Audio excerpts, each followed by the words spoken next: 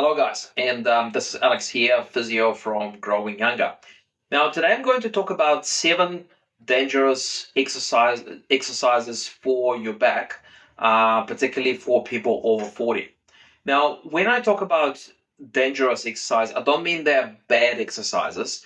They're just probably not the best choice for those people who have known back problems, or maybe you know that you have a bit of a weakness in your back because you keep hurting your back at sort of regular intervals. Okay, so I'm going to mention what these exercises are, explain why they're dangerous, and also give you an alternative, a safer alternative for you to work similar muscle groups. Okay, so they don't come in any specific order in terms of like how bad they are or how dangerous they are. But I'm going to start with number 1 on my list, which is Russian twists. Okay, now Russian twists potentially are actually one of the most dangerous exercises if you have known back trouble, and the reason is that it involves both rotation of the back, and at the same time it involves bending forward, so it's slumping your back forward. Now these two movements are known to cause back trouble, but particularly it is known that these two movements aggravate um, pre-existing back conditions, especially if you know you have lumbar disc problems like disc herniation, disc bulging. Russian twist is definitely an exercise you want to stay away from. Okay, so what's the alternative? Let's say you want to work those abdominal muscles, possibly your obliques. What other exercise can you actually do that will be safer for your back? So a good exercise to do would be pull of press. Okay, so pull of press essentially it utilizes very similar muscle groups around your abdomen, but because you're not actually twisting, you're holding the position. It places a lot less stress on your spine, particularly on those discs. Okay, so number 2 on my list today is going to be sit-ups. Okay, so sit-ups. Um, Look, I'm not a big fan of sit-ups generally because that exercise, it really focuses on your six-pack muscle, so your rectus abdominis.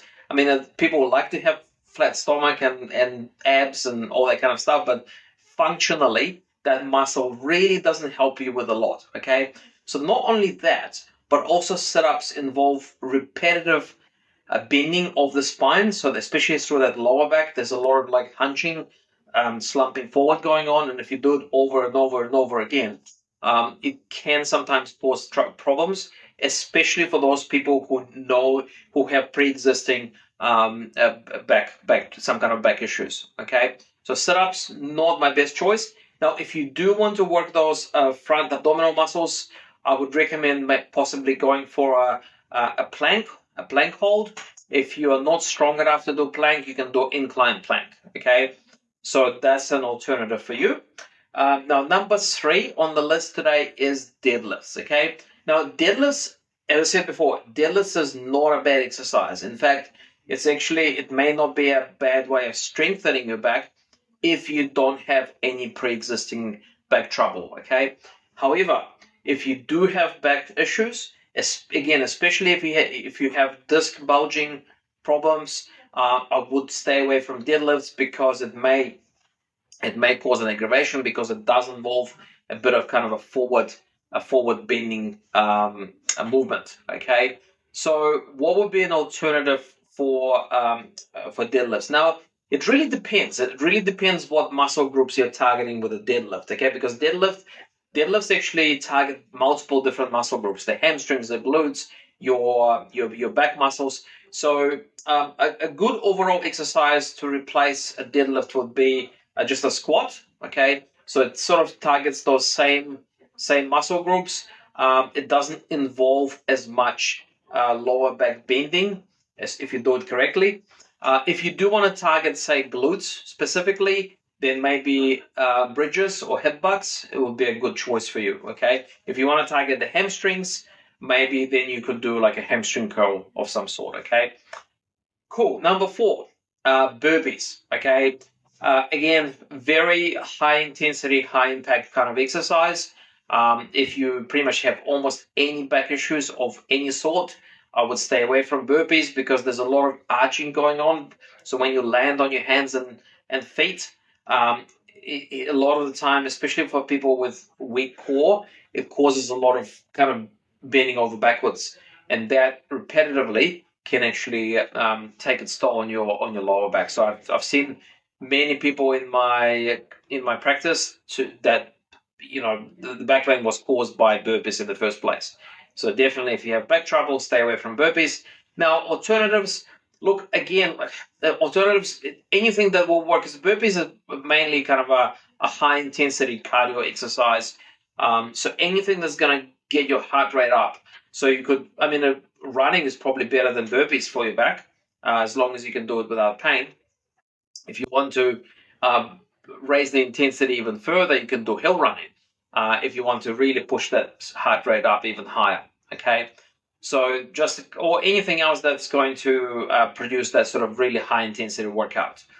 Um, Now another one, number 5 on my list is back extensions. Okay, so back extension is essentially there's a machine in the gym usually where you kind of you put your feet under a little bar and you hang yourself forward and then you extend your back. Okay, so this exercise is particularly dangerous for people who are a bit older. So, like I would say, over 50. A lot of people over 50 are starting to get a bit of degeneration in their spine, and so that excessive extension or bending over backwards, it actually there's a high risk of closing down those facet joints, and it actually could upset your back. So just be very much wary of that exercise. If you do want to work similar muscle groups, I would probably recommend something like a bird dog or Superman exercise, which is a bit more controlled and is a little bit less intense.